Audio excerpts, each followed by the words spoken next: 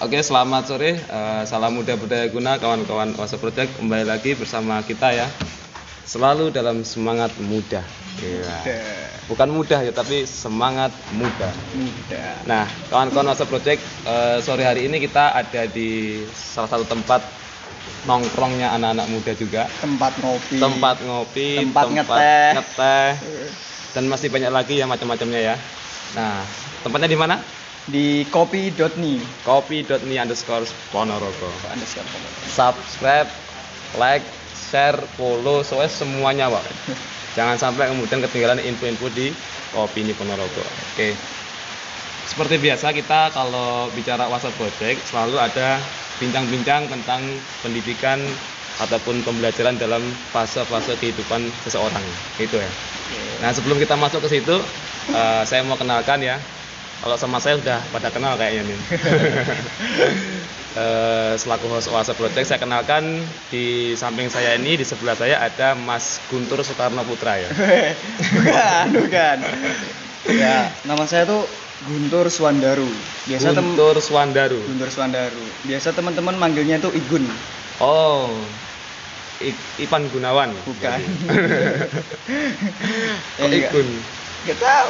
Kenapa ya. kok? Kan namanya Guntur. Nah, itu kan identik sama nama putra seorang presiden atau proklamator atau orang sering sebut dengan sebagai putra revolusi. Kok diganti Igun? Ya, itu apa karena emang pernah mangkal atau gimana? Enggak sih, lebih ke gini. Igun itu kan kalau dipecah ada I-nya kecil, baru G besar, UN. Maksudnya lebih ke Aigun. Aku Guntur. Oke. Gitu. My name is Guntur gitu. Karepnya gitu. Karepnya oke. Gitu. The maksud is itu ternyata ya. Iya. Oke, buat teman-teman nanti yang kalau ketemu di jalan raya ataupun di mana-mana ya, ketemu Mas Igun nggak usah disapa ya. Enggak. Langsung lewat aja. Enggak. Soalnya menyesal juga sih kenal Mas Igun. Oke, Mas Igun, ini Mas Igun ini yang saya tahu adalah seorang anak muda yang sudah lulus SMA ya? Lulus SMA. SMK. Sudah 18 plus ya usianya? Sudah 90 plus. Oke, 90 plus. Iya. 19 plus malah nih. 19 plus. Nah, itu sudah bisa mengajukan itu di KUA. Udah. Nah, Mas Guntur ini adalah salah satu anak muda yang sekarang, kalau banyak anak muda dari alumni SMA, SMK, itu ada yang kerja, ada yang kemudian wirausaha.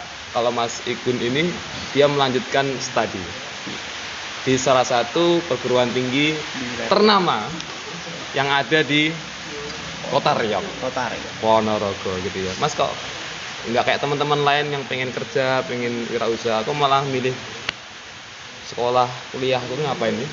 Ya, lebih ke kalau misalnya kerja, lulus sekolah, sebelum lulus sekolah itu aku udah kerja Mas sebenarnya. Oh, sebelum lulus sekolah? Iya, udah kerja. Terus trauma gitu? Trauma, kayak salah jurusan. Kerjanya apa? Dulu itu lebih ke gambar bangunan.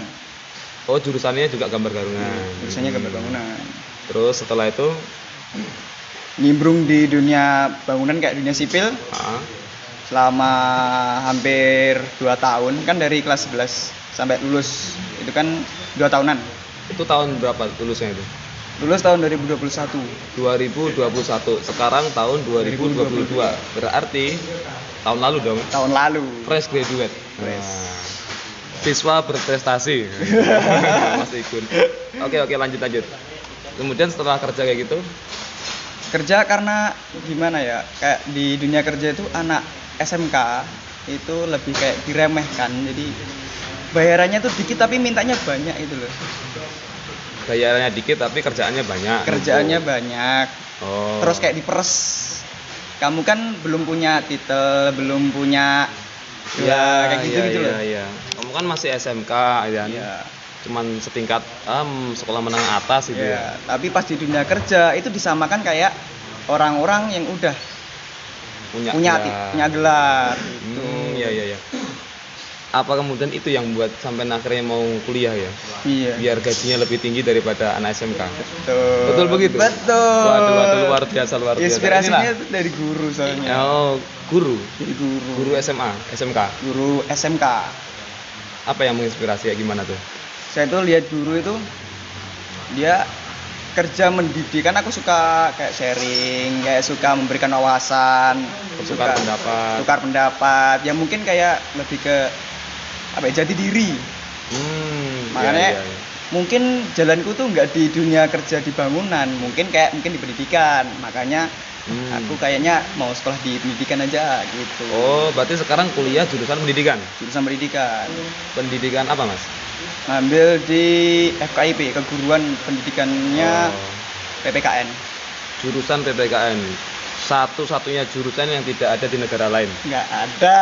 Nggak ada ya? Nggak ada. Masa Rusia mau buka jurusan PKN kan ngapain ya? Zimbabwe masa ada kan? Zimbabwe Nggak. juga begitu ya. Nggak Oke, oke. ada. Ya, aku menarik nih, Mas. Kira-kira ini kan masih maba nih, belum kuliah, Belum. aktif juga kan ya? Sejauh ini pengen nggak sih mundur dari kuliah? Masih awal malah ditanya mundur. Kalau mundur belum ada lah. Soalnya kan belum bener-bener masuk dan tahu. Oke, artinya semangatnya masih sangat luar biasa ya untuk studi, mencapai gelar sarjana.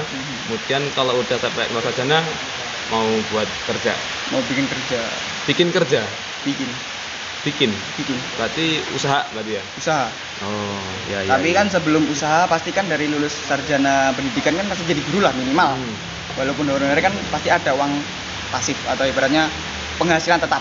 penghasilan tetap, Pasti kan ada gaji gitu gaji ya. lah. Ya wajar lah ya, orang kerja kan memang butuh gaji juga ya. Makanya kalau udah punya gaji kan kita kumpulin, aku tuh punya gambaran bikin studio. Studio. Karena aku anak gambar. Oh. Anak bangunan. Iya benar. Aku tahu teman-temanku, adik-adik kelasku yang susah cari kerja setelah lulus dari SMK, sering ditipu juga. Yang nipu sampean sendiri atau? Bukan. Ya, Oh, tak kira sampean. ada beberapa lah gitu. Makanya kayak kayaknya seru nih bikin studio buat adik-adikku. Lowongan kerja kan enak. Berarti aku bisa nyariin peluang buat mereka, Betul. kasihkan kerjaan buat mereka. Di lain sisi aku juga ada di pendidikan. Oke. Itu juga kebutuhan tentang arsitektur masih banyak banget Masih ya. banyak banget. Di mana-mana kita bangun rumah, bangun Pasti. gedung Pasti. gitu ya. Masih sangat luas lah ya gitu ya. Oke, usia muda sudah berpikir sangat jauh banget. Ya, gitu. Ada studio yang kemudian bisa memberdayakan kawan-kawannya sehingga bisa berdikari ya. Nah, ini mudah-mudahan nanti silakan teman-teman mendoakan Mas Igun, mudah-mudahan apa yang dicapai diimpikan itu tercapai. Amin ya. Oke. Nah, Mas Igun, ini kita pengen tahu nih. Kalau di Oase itu kita ngobrol sama teman-teman yang sudah ongoing sarjana itu udah beberapa kali lah ya. Nah, baru kali ini perdana kita mendatangkan narasumber yang itu masih maba. Fresh graduate. Fresh graduate juga kan gitu kan, terus visioner, punya pikiran-pikiran jangka panjang kan gitu. Iya. Kalau kita bayangan Mas Igun, kuliah itu seperti apa sih? Sebelum daftar nih. Belum daftar ya? Maaf. Belum daftar. Sama nggak dengan SMK atau gimana gitu?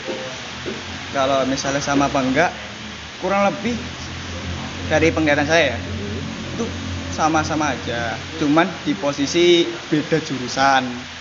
Maksudnya gini, kalau aku kan anak teknik Teknik. atau ibaratnya contoh temanku yang di jurusan elektronika, EI. Oke, ya. Terus saya lihat sama anak yang di beberapa universitas itu jurusannya sama, pelajarannya juga sama. Cuman bedanya mereka lebih ada sesuatu penekanan di pendidikannya. Sedangkan nek untuk SMK itu penekanannya lebih ke bagaimana lulus bisa bekerja. Bagaimana dia skillnya bisa ngasih Ya, uang gitu ya. ya. Nah, terus itu kan kalau tadi kan nyebutnya FKIP ya, FKIP, keguruan. keguruan. Berarti kan nanti kira-kira kan ngajar nih. Iya. Kan kurang sama dengan jurusan. Itu gimana? Mau menggabungkan keduanya atau mau menghapus salah satunya itu? Lebih ke karena ada beberapa depresi. Depresi di dunia sipil, makanya cari sesuatu pekerjaan yang simpel tapi Ya. bisa ada penghasilan tetap. Oke. Kayak ada kayak gimana ya? ada orang tuh bilang makan gaji buta, nggak kerja tapi punya penghasilan, Oh. passive income. Passive income. Siapa yang nggak mau?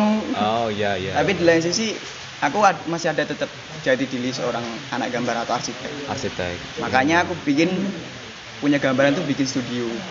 Dan itu jadi impian utamanya ya. Iya iya iya. Oke, boleh nggak cerita tentang nanti kita akan bahas masalah kuliah sih ya, perspektif maba gitu ya, Maba. mahasiswa baru. Iya. Tapi kalau bicara pelajar kan sudah purna ya, Udah. sudah lulus dari status siswa gitu ya. Kalau di SMA dulu Mas, apa yang paling berkesan ketika menjalani studi pelajar itu? Ini lebih ke pendidikannya atau cerita-cerita yang unik nih. Bebas aja sih. Oke. Kira-kira gimana? Dari kecil itu dari orang tua kan emang bener-bener dididik jadi orang yang bagaimana kita berpikir ke depan. Dari kecil itu Berpikir udah ke depan. dibikin kayak gitu dari orang tua. Makanya Dilatih kayak gitu ya? udah dilatih. Hmm. Makanya sering lah aku waktu di sekolahan ada beberapa guru yang berargumen atau membahas suatu materi. Iya. Kadang itu gurunya menjelaskan cuman singkat-singkat. Sedangkan murid kan belum paham. Oh Iya iya kan? benar, iya benar. Itu ada beberapa murid yang dia sebenarnya mau tanya tapi takut. Termasuk Mas Ikun juga waktu itu. Oh, saya enggak. Enggak takut? Langsung tanya. Langsung. tanya. Iya. Ada kekurangan. Pak, ini kayak gini maksudnya gimana, Pak? Saya kurang mengerti. Mm-mm. Tolong dijelaskan kembali beserta beberapa contohnya agar kita paham. Paham, benar. Tapi ada beberapa guru itu yang mereka tuh sebenarnya kayak males untuk memberikan jawaban. Kayak langsung ya udah, ya kalian coba cari di Google. Coba Oh. kalian cari di media sosial, Hmm. pasti ada beberapa contoh-contohnya. Kalian tuh harus berpikir mandiri. Mandiri. Itu sebenarnya kamuflase. Oh, gitu. Fake gitu. Tapi kalau seorang guru kadang-kadang nggak salah juga dong kayak gitu kalau siswanya. Enggak salah. Lebih ke kan setiap orang ada titik jenuhnya masing-masing, itu Oh. aja. Kalau misalkan nih aku boleh cerita juga ya, ketika waktu zaman sekolah aku nggak seaktif Mas Ikun nih. Kalau nggak paham ya alhamdulillah gitu malah. Daripada nanti dijelasin ulang nambah jam pulangnya tambah Iya. molor kan gitu kan. Tapi kalau dari Mas Ikun sendiri emang ya lebih seneng kalau belajar itu bukan cuma sekedar pernah bahas tapi paham gitu ya. Aku lebih suka itu belajar bukan cuman membaca. Tapi belajar itu lebih, kalau aku pribadi lebih suka kayak debat, kita berargumen, kita adu pendapat. Mungkin dari sudut pandangnya guru seperti ini, sudut pandangku berbeda, dari teman berbeda, bagaimana kalau disatukan. Iya. Kita dibahas, maksudnya cari titik temu. Titik temu. Dari misalnya contoh dan- ada permasalahan. Oke. Ada permasalahan, guru menjelaskan, itu kan dari perspektif guru ya. Iya, benar. Aku tanya, Pak, kalau misalnya seperti ini bagaimana? Kan pasti guru menjelaskan. Ada Betul. guru yang dia tuh guru yang suka muridnya kayak gitu. Betul. Ada emang kayak guru yang mancing-mancing itu ada. Oh, dia kasih anu ya, stimulusnya tentu ya. Ada itu. Sering aku itu pasti kena, dan kenanya lebih ke sering dapat nilai plus di situ. Guru itu kan pasti diam-diam ada nilai keaktifan. Betul. Itu pasti ada. Nah, tapi yang aku lihat dari teman-teman kurang apa ya? Kurang bisa kayak, Pak, sebenarnya dia mau tanya tapi nggak, malu-malu gitu loh. Oke. Tapi gini Mas Ikun, aku sambungan juga ya waktu zaman aku sekolah dulu, ketika aku lihat temenku yang aktif kayak gitu, aku justru malah merasa ini ngapain sih orang sok-sokan gitu ya. Ini pernah aku. Itu waktu di kelas 1 SMK. Sempat mengalami. Sempat. Seperti apa itu ceritanya itu? Dan gini, waktu di SMK itu kan masih semester 1, pasti kan masih kebawa suasana atau kebiasaan di waktu SMP. Iya, Aku waktu SMP itu bener-bener tertib, Mas. Tertib kalau misalnya ada tugas jam pertama, jam kedua kan waktunya kosong misalnya. Itu jam kedua aku ngerjain tugas dari jam pertama. Ngerjain tugas? Langsung ngerjain tugas. Bukan ngerjain temen ya? Enggak, aku lebih ke tipe orang yang diem dulu tuh. Soalnya saya senengnya waktu kosong tuh buat ngerjain temen aja gitu ya. Iya, itu malah di semester akhir. Lawang di kelas tuh udah kita pusing kan, Iya. ngapain juga nambah-nambah pusingan Ya, gitu. itu di semester akhir itu. Semester akhir. Sampai itu temen-temen kayak geram gitu loh. Mereka Jengkel marah gitu ya? Pasti itu kan STM. STM kan biasanya kayak ngerjain bareng-bareng belakangan, ya gitu kan. Kerjasama kan Kerjasama, ya? Oke. solidaritas. Jadi yang kerja kita yang sama. Iya. kan? Lah, kayak gitu. Aku tuh dimarahin, kayak dimaki. Kamu itu awakmu sebenarnya ora cocok sekolah niki ini. mending kowe melu kanca-kancamu kono ning SMA. Utek nih utek SMA duduk utek STM. Oke. Semenjak itu aku sadar lebih ke arah ya udah kalau misalnya ada tugas nggak tak kerjain sama kayak temen-temen. Oh, biar tidak dianggap otak SMA ya. Otak STM begitu ya. Otak STM. Oke, otak STM masih. Otak STM masih. Anti tugas. Anti tugas. Enak jam kos turun. Tapi gini, artinya sebenarnya tugas itu tetap dikerjakan, cuman tidak langsung di jam sekolahan. istirahat ya. Anak STM tuh lebih nyamannya ada waktu kapan ngerjain tugas, ada waktu kapan kita nyantai nongkrong ngobrol. Masa kita lagi kumpul tiba-tiba membawa LKS, bawa mata kuliah kan nggak enak kan ya. Ya kayak gitu di STM tuh, makanya aku tuh mungkin salah tempat. Waktu itu berpikir seperti itu. Mungkin berpikir seperti itu, akhirnya habis dikasih tahu itu semenjak itu aku sadar. Oh, iya. Dan ini Mas, selain daripada model-model pembelajaran kelas tadi ya, aku pengen tahu ketika di STM tadi, sampai sendiri ketika seorang guru itu merespon dengan baik. Itu apa yang Anda rasakan dan perubahan seperti apa yang didapat? Jujur ya Mas, kalau misalnya ada guru yang respon terhadap siswanya yang aktif, itu ada beberapa dampak. Kalau misalnya bilang banyak, enggak sebanyak itu. Beberapa lah ya. Soalnya kan yang aktif juga sedikit. Oh iya kan. Dampaknya itu lebih ke arah anak ini nilai pasti baik. Pasti tambah. Bukan karena dimanipulasi guru, tapi lebih ke anak ini dididik enak. Memang sesuai. Yang sesuai. Kalau misalnya temenku ya, dia nggak suka sama guru ini, dia bener-bener sampai malas. Walaupun sebenarnya dia contoh, dia suka matematika sebelumnya, ikut lomba-lomba. Tapi waktu di sekolahan yang baru dia dapat guru, misal contoh guru matematika yang nggak enak, anak ini bener-bener nggak mau matematika lagi. Itu sampai dampaknya seperti itu. Tapi kalau misalnya anak ini maunya nggak suka matematika, terus gurunya yang membuat anak ini suka matematika, nilai dia kayak lebih ke semangat gitu. Dan itu juga Mas Ikun alami ketika SMA. Alami. Pelajaran apa itu? Di STM itu ada pelajaran fisika kimia. Fisika kimia. Walaupun cuma 2 semester, tapi ada.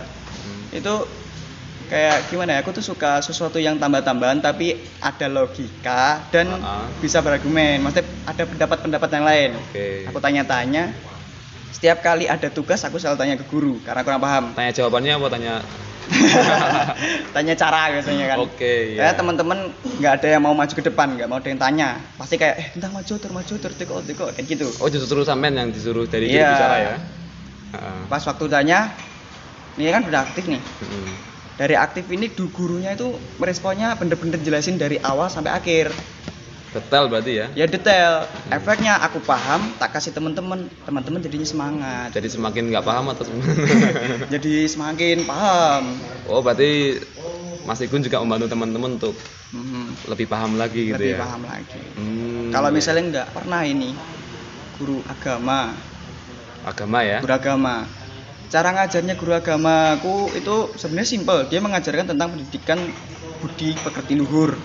Akhlak gitu lah ya. Tapi karena dia mungkin suka makan pedas, temperamental, cara ngajarnya itu mungkin lebih ke arah salah. Suka makan pedas, temperamental. Ngaruh tuh makanan pedas dengan temperamen seseorang itu. Orang suka makan pedas atau di posisi hidup di tanah yang panas, kayak itu orang Surabaya, gurun pasir gitu ya. Gurun pasir, gitu kan. Kadal gurun itu. Itu kan mereka lebih ke orang temperamental. Beda sama orang yang suka di tempat yang dingin, atau suka yang gula-gula manis-manis. Kayak semut tuh nggak pernah marah ya? Nggak pernah marah. Karena dia tempatnya di tempat yang manis gitu ya. Iya gitu. Pak. Oke, menarik ya. Tadi satu cerita tentang guru yang respon baik terhadap. Dia nggak nganggap siswa itu sebagai siswa yang menjengkelkan, tapi justru siswa yang punya potensi lebih gitu ya. Makanya diapresiasi dengan tambahan nilai gitu ya. Kalau sepakat nggak Mas Igun, misalkan ada yang berpendapat, ya kalau sekolah itu kita kan udah tentuin jadwalnya, jamnya dan sebagainya gitu ya. Guru pun juga begitu kan. Tugas guru di sekolah itu yang ngajar. Masalah memahami ya siswanya gitu loh. Jadi kalau kita ngajar ya Anda nggak paham ya itu tugasmu di rumah untuk memahami sendiri. Sepakat nggak kayak gitu? Kalau aku nggak sepakat. Aku kalau misalnya aku jadi guru ya, Ya. aku lebih lebih mementingkan anak didikku dia paham dan bisa mengembangkan apa yang aku ajarkan walaupun sedikit daripada tahu banyak hal tapi nggak paham. Percuma, omong kosong. Percuma. Kan? Tapi kan tetap gajian, ngapain percuma? Iya, tapi di posisi aku nggak kayak gitu, lebih kayak kasihan gitu loh. Aku mending tahu dikit tapi dia ahli. Oke. Daripada dia tahu segalanya tapi jadi beban keluarga nanti kehidupan selanjutnya, maksudnya kayak udah waktu dunia kerja lah. Oke, meskipun kalau ada guru yang berpikiran seperti tadi yang saya sampaikan ya udah tugasku ngajar. Masalah paham kan tugasnya siswa gitu. Itu no problem, nggak masalah. Itu pernah sih aku pernah ngalamin. Nggak usah sebut nama ya, nanti kita kena apa namanya, kena kualat. Kualat.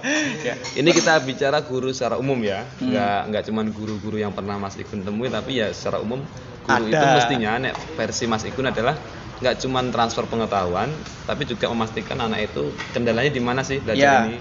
Terus kalau ada kendala, gimana sih biar dia paham gitu kan, sehingga anak pun ataupun orang tua ketika dia mengeluarkan budget untuk anaknya sekolah itu sesuai dengan harapan. Ya. Nggak sia-sia gitu Nggak ya. sia-sia.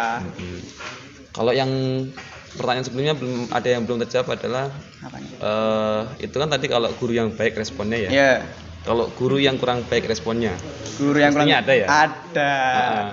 Mungkin disikapi dengan kata-kata yang kurang enak atau kemudian sikap yang tidak mengenakkan juga, itu pernah ya? Pernah. Kalau misalnya sikap kurang enak, pernah sampai dikeluarkan dari kelas. Dikeluarkan dari kelas? Iya. Untuk dibimbing lagi atau untuk dibimbing tapi di BK? Kenapa kok sampai ke BK? Itu kan kalau BK berarti ada pelanggaran itu. Ya, bukan apa? Menurut beliau itu suatu pelanggaran karena contoh misalnya kita nggak ngerjain tugas nih. Tapi kan kita ada usaha untuk mengerjakan di sekolah. Pasti kan ada anak STM kan gitu kan. Tapi menurut beliau itu suatu kesalahan yang ibaratnya kayak apa ya? Harus ditindaklanjuti di BK, dibimbing. Oh, dikasih efek jerah gitu ya. Padahal di lain sisi kita sebagai murid kita belum paham, makanya kita tanya sama temen. Oh gitu. Berarti sebenarnya kalau berani ngomong waktu itu ya, sebenarnya kita nggak ngerjain tugas itu bukan karena kita nggak mau, Pak ya. Bukan.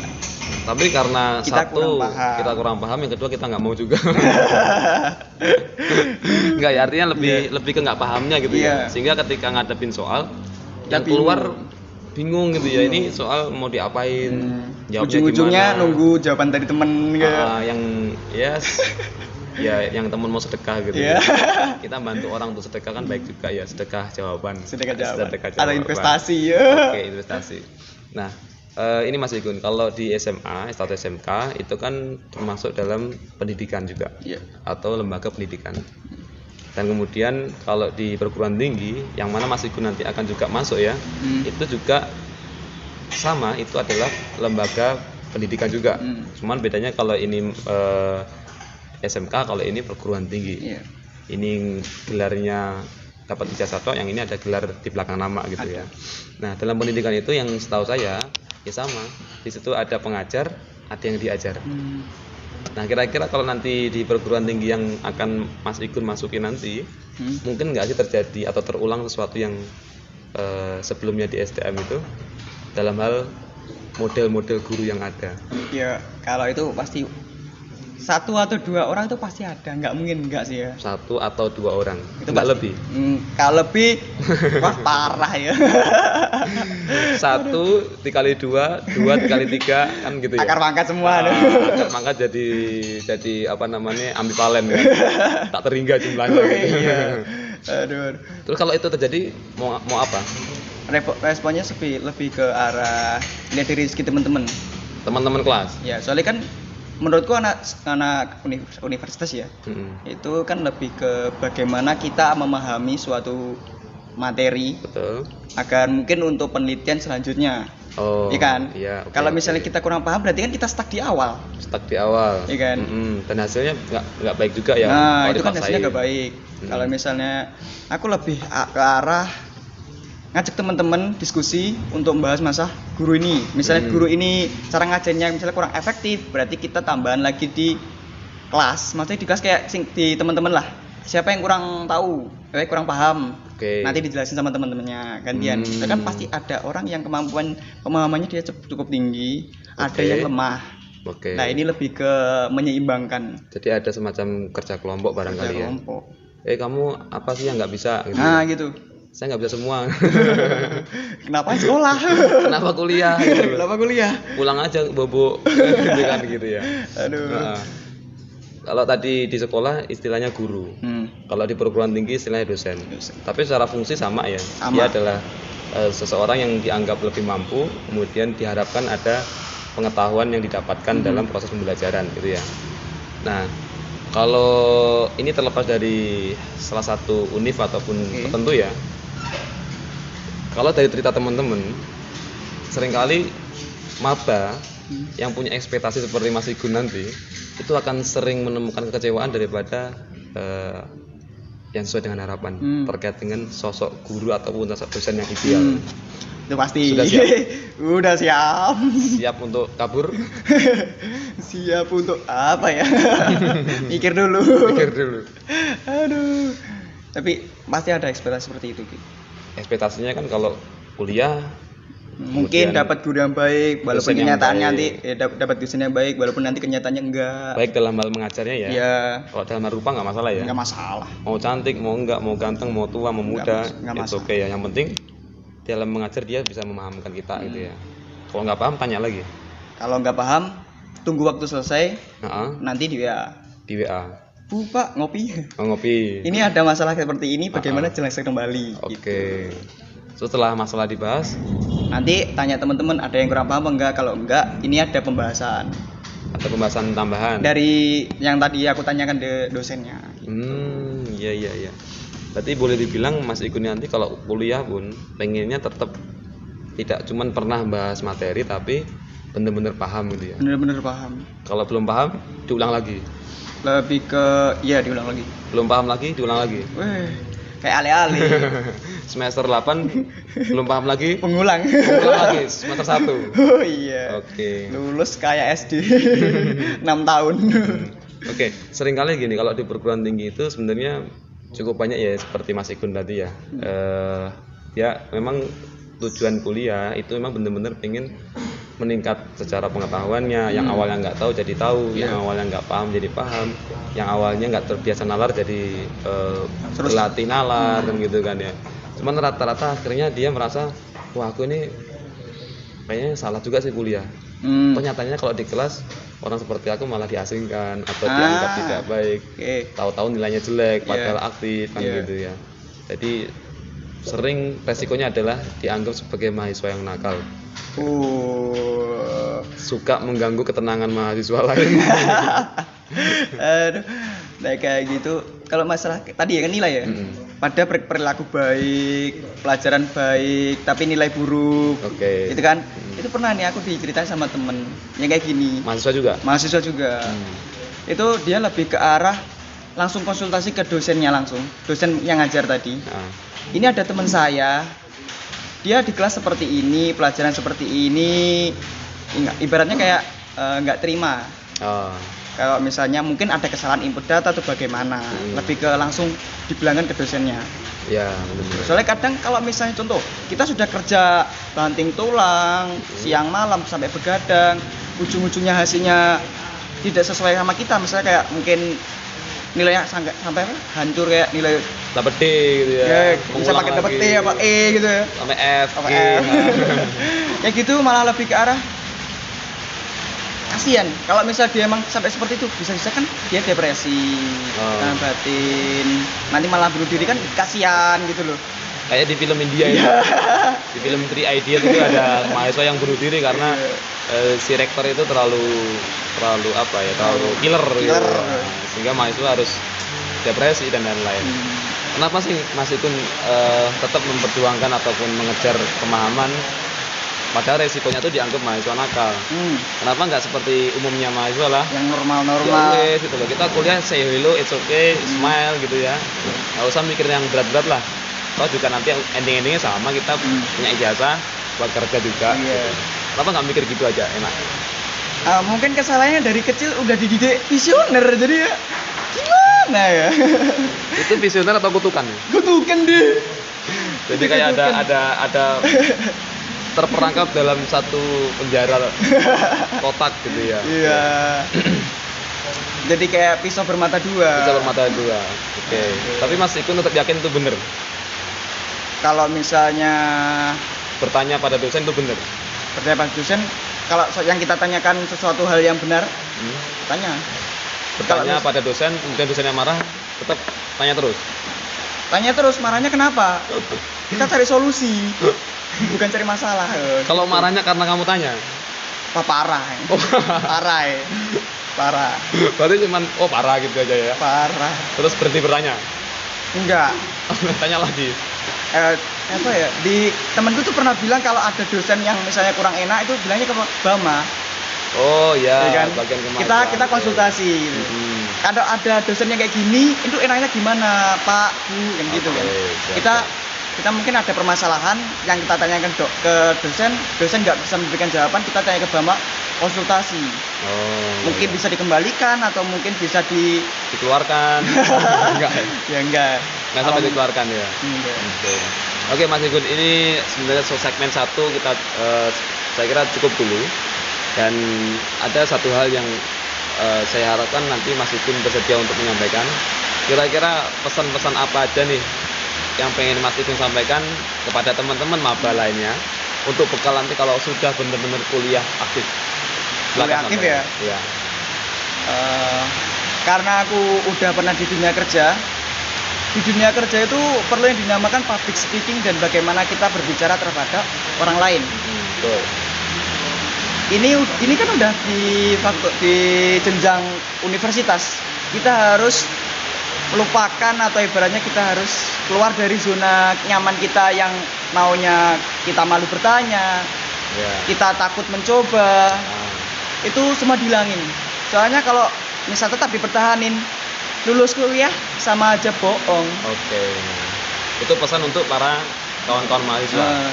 Pesan untuk calon-calon dosennya Mas Igun. Wah, calon dosen. Kira-kira bagaimana?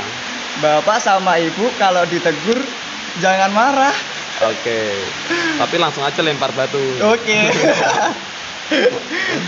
Oke, terima kasih Mas Igun atas segala cerita dan kemudian banyak hal yang kita bisa pelajari ya. Oke, terima kasih. Salam ya, selamat datang di perguruan tinggi ya, menjadi mahasiswa, bagian daripada keluarga besar mahasiswa Indonesia. Iya. Oke, barangkali itu teman-teman UASA, terima kasih atas segala perhatian. Kembali lagi di pertemuan selanjutnya. Salam muda, daya guna. Iya. Oke.